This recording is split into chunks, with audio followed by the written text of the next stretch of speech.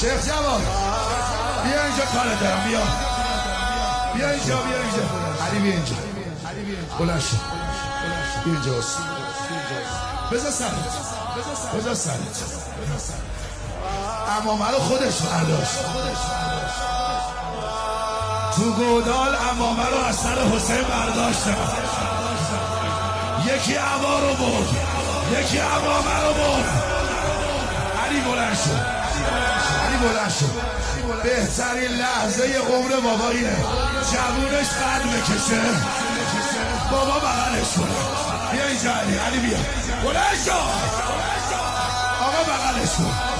این محاسنم گره بخوره تو صورت. با منی یا نه؟ تو ریشای علی اکبر گرفت.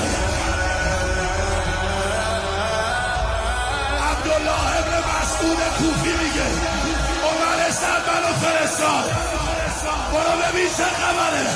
اومدم بالا سرش دیدم محاسنش خونیه.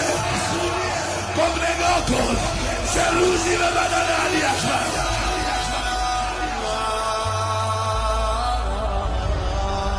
دستتو بیار بالا بگو بهت خندیدن.